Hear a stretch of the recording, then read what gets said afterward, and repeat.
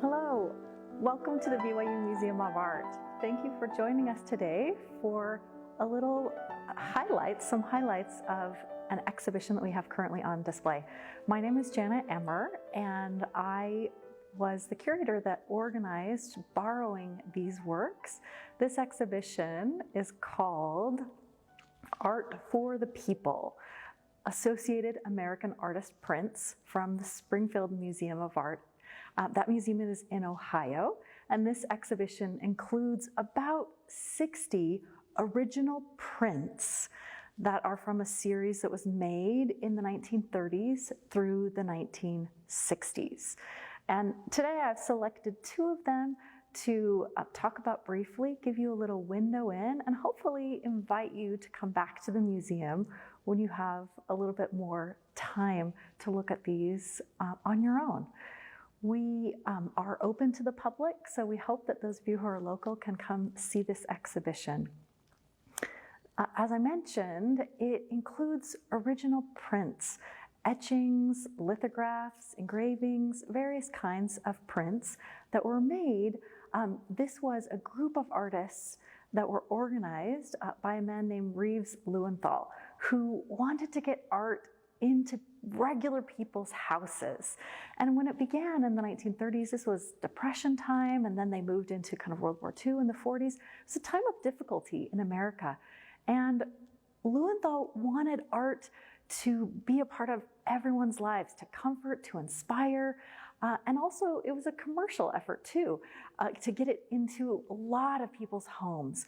So what he did was gather a group of artists, give them a flat fee of $200, and then sell these prints, and you could go to a department store and buy them for $5. And later it became a mail service that you subscribed, and they were mailed to you for $5. So, which is still a fairly modest amount, a reasonable amount that people could have recognizable artists in their home and have these artworks that they could enjoy, get new ones, add to their collection. So this is a really wonderful opportunity for everyday American people.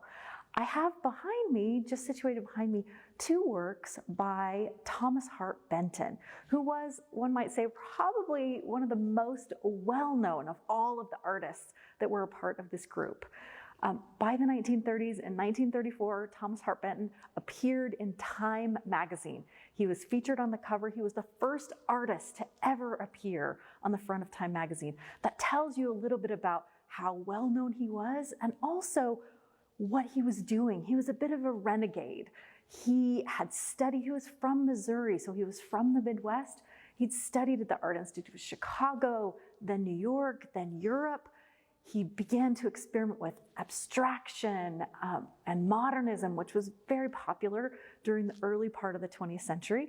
But when he returned to the United States, he served in the Navy. He began to go back to sketching and drawing people around him and decided to reject modernism completely, described himself as the enemy of modernism, and started a project of doing things that he was familiar with in the Midwest. He became known as a regionalist, and with the kind of trio with Grant Wood, John Stewart Curry, who are also included in this exhibit, they are the most famous of the regionalists. And let's turn and look at what he was doing with this. This image that you have right to my side here is called Arkansas Evening. He did this about 1941, and it's a really good example of some of the key things that Benton was interested in. We see a rancher or a farmer, and it's the end of the day, this dramatic sunset. There's a dramatic diagonal of the clouds, and the sun is setting, and he's ending things. He's closing the gate, closing the horses in, and after a long work day. Benton felt like men like this were America's heroes, not politicians or celebrities, but people who are working on the ranches, in the farms, growing the crops that we need. So he's celebrating him here. But he also, a little bit, is advertising himself. You see on this windmill here, he signed his name. really quite large. Benton in the middle of the work. And again, he was very famous at this time, so advertising himself as well. That added to the value of this work as you collected it. And this everyday scene, I'd like to compare this to another scene, a historical scene that we see over here. And this one on this side of me is called Wreck of the Old 97. Benton made this as a painting, a colorful painting, and a print. And it's a historical moment in the United States that he's depicting here. But it was interestingly made famous by a ballad, a song.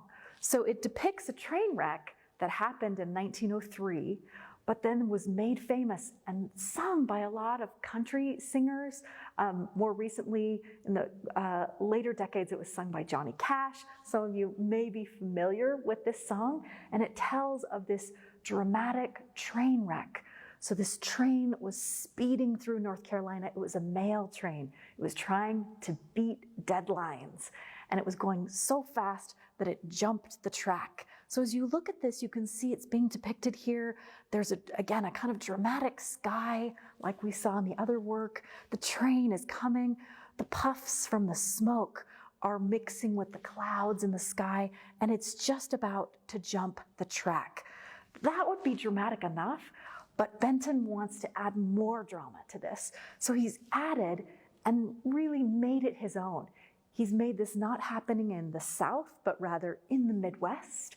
We see corn stalks in the front, and it looks more like Missouri and Kansas and areas that he lived in. And he also has added a horse and wagon here. So it almost looks as if that's the accident, that's the crash, but rather they're coming to a crossing and they're having to stop so quickly that they're dramatically being pushed backwards. My favorite moment, this woman has actually fallen off the wagon to emphasize that kind of drama. So Benton even makes it more dramatic, more exciting than the historical event. And I think also because he's looking back to this event, he made this in the 40s, it happened in 1903, he's inviting us to think about ways in which old and new technologies sometimes clash. The old train or the new train with the old wagon coming together.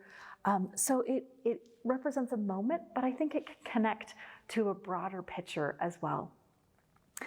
I hope that you have time to come to see this exhibition. It includes more work by Benton, also artists I haven't mentioned, Isabel Bishop, Peggy Bacon, Raphael Sawyer, many others that I think you'll enjoy looking at. So I hope to see you at the museum in the future. Thanks for tuning in.